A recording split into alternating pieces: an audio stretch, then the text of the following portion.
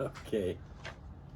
Oh, what is it now? I'm 83 years old, and people are always telling me that I've had an interesting life. I think I've just been lucky. I, in my youth, I started shining shoes at the Central Hat Shop in downtown Detroit at 30 Monroe, and I had to quit school when I was 16 because my father had a brain hemorrhage. Um, my mother and father were having a little disagreement, which led to a divorce. And my uncle Mike said that he had rooms upstairs for my father if I wanted to go, and I could work with him, learn how to make paint and paint houses. So I quit school when I was 16, and I took my father and we went to Cleveland. And we lived upstairs in the third floor of their house. They had a big house.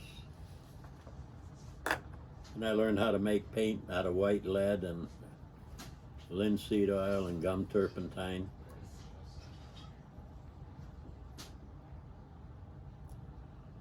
And I'd make the paint. We'd get the white lead in the morning, and I'd put it in a 55-gallon drum, add the linseed oil and the gum turpentine, and mix it by hand until it got soft enough to be put into 5-gallon buckets. My uncle would add the color, and we'd go out and we'd paint houses, buildings, whatever. When I was 16 years old, I was big for my age. When I worked with the painters, I would go and buy beer for us for lunch. And I had his wife, my aunt, Christine, was about 400 pounds and not even 5 foot tall. She had the most beautiful eyes and face and skin, but she was just as tall as she was wide. Anyway, while I was there, I met different people at Moe's Main Street, some movie stars, and Pete Hanley and his wife, and the girl that came out with the song "Frenesy." I met some boys there at Moe's Main Street, and we went to one of the boys' houses. There was about 6 of us playing poker, and I just got lucky and won just about everybody's money. And I took the money I started with, put the rest of it on the table, and I told them to take whatever they lost out of the middle of the table, because I wasn't there. I was just there just to keep them company and play. I wasn't there to take any of their money. That's just one story. Anyway, I went back to Detroit. The people that were running a little house that we had over on Canner and Ellery on the east side moved out. So my father and I moved in it. The furnace didn't work, so he bought a little Potbelly stove from Murray Sales, and we put it in the dining room. And he used to fill it up with coal every night until it got red. and then he'd shut the damper on the bottom, and it would warm the whole house.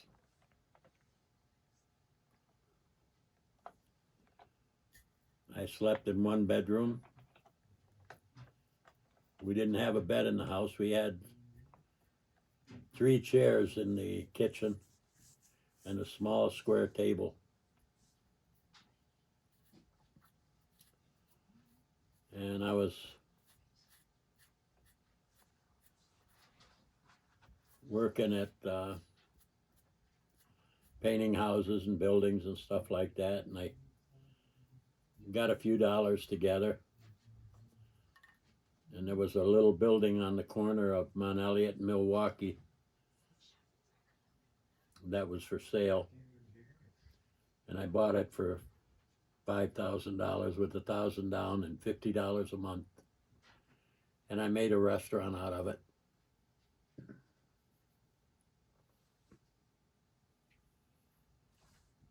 Anyway, a buddy of mine and I used to run around together all the time, and we met 2 blonde girls on Cass at a White Castle on Cass Avenue in Detroit, and we got married.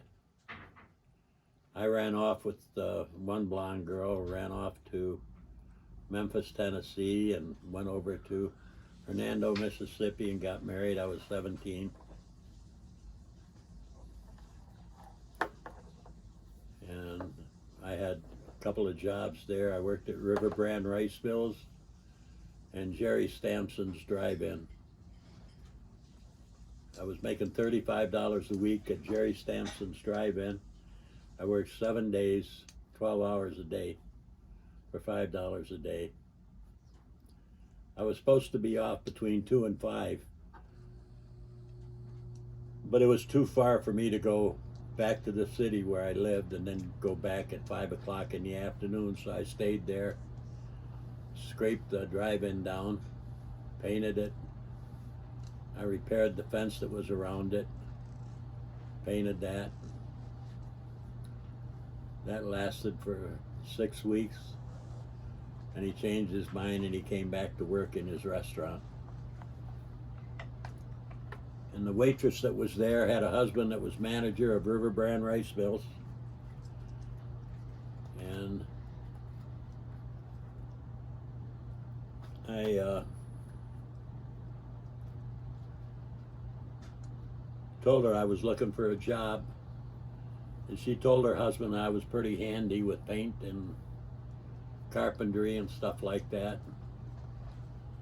So he hired me the next day. I went to work 7 o'clock in the morning at the other end of Memphis. I went to work in River Brand Rice Mills. I went in, I met the foreman, and he asked me if I knew how to paint, and I said, yes, sir. And he says, so here's a can of yellow paint.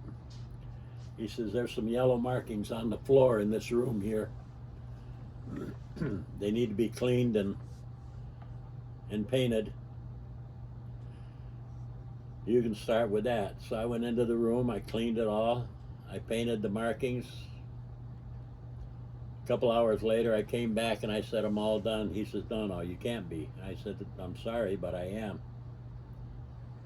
So he came out of the maintenance room and went over to the room, and he says, how did you do that? He says, where's the tape? I said, what tape? He says, well, didn't you put tape around it to paint it? I said, no. He said, you painted all that freehand? And I said, yeah.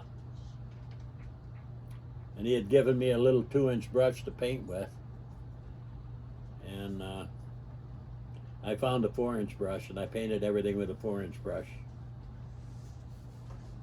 And he suggested that I paint all the stuff above the ground that was red, the posts, the pipes, and everything that were to keep you in a safe distance from the equipment.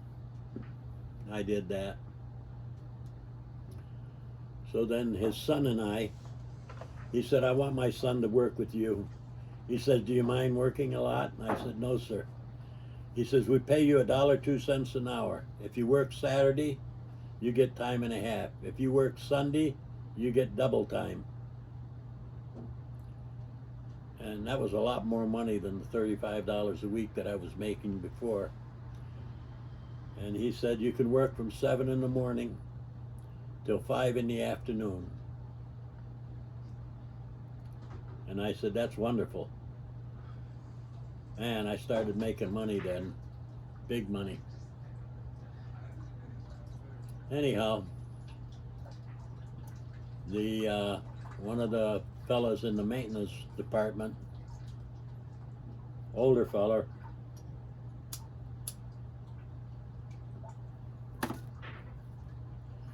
got laid off, and about a week later, the other 5 maintenance men said, hey, you got this new kid in here working, and you got this other guy that's been here for years, and you laid him off. You can't do that. So Mr. Frizard came to me and he says, I'm sorry, he says, but I'm going to have to let you go. But while I was there, the 6 weeks I was there, I put in hundreds of windows, because half of the factory was all full of windows, and I glazed them, put them in, put paint on them, fixed them up good.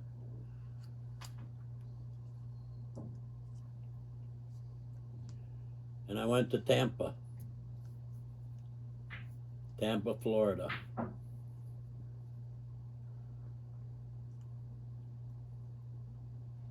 When I got there, I just goofed off for a while. Was running low on money. And I used to read the paper every day for help. I went and I worked. I got $15 from 6 o'clock in the morning till 6 o'clock at night, unloading bananas from a railroad car into a warehouse. Hardest job I ever had in my life. But anyhow, I had a Nash ambassador. The guy in the paper was trading in a house. I'm a Nash ambassador. So I traded in my Nash ambassador on his house. A house in 4 lots was $5,000. And I had a mortgage of $3,500. I was paying $50 a month. Anyway, I bought the house, and with the expenses and everything to buy the house, I didn't have any money left, and I didn't have a car. I went down to the Columbus Drive. There was a guy there named Buzzy, a Mexican fella, had about 5 or 6 kids, and a beautiful, heavy-set wife, and everybody was always happy, and everybody had a smile on their face. And I said to him, I said, I need a car. He said, where are you from? I said, Michigan. I said, but I just bought a house on Elber and Hesperdes down here, and I don't have any furniture, and I don't have any transportation, and I'm a painter, and I need to be able to get to jobs and paint. He says, over there is a 39 LaSalle. He says, you can have that for $25. What else do you need? I said, well, I don't have a bed. He says, okay. There's some beds in there. Pick out which one you want, and a dresser. You need a washer and dryer? Yes, sir. He says, I got a washer and a dryer over there that work. And he says, I got a dining room table and a kitchen table. I says, well, all I need is a kitchen table and a couple of chairs. He says, well, there's 4 or 5 there that are the same. Take them all. Took all the chairs. I went and I furnished the house. And he says, oh, by the way. I said, but I don't have any money. He said, I didn't ask you for money. He said, let me see your hands. He looked at my hands, and my hands were like gravel. They were heavy, strong, and thick. He says, I'm not worried about you. He says, you're going to pay me back. I said, yes, I am. He says, the vice president of Columbia Bank in Ybor City looking for somebody to paint his house. He says, here's his number, give him a call. I gave him a call, took the car, put $2 worth of gas in it, went and saw his house, told him I painted all 2 coats, $150. He says, the garage too? I said, yep, garage too. Garage was 2 stories, cars on the bottom, and a family lived on top. Anyway, I went over there. I worked from sun up to sundown every day until I got it done. When I finished the job, he bought the paint and everything. And kitty corner from where my house was on the corner, there was an Italian lady. She had a grandson. And I asked the grandson if he wanted to learn how to be a painter. He said, yeah. So I had him help me, and I taught him how to scrape and plaster and paint. And it was funny there because in the morning you couldn't paint houses early in the morning because of the dew. You had to wipe them off before you could paint them. So you'd paint the windows, wipe them all dry, and then go ahead and do that.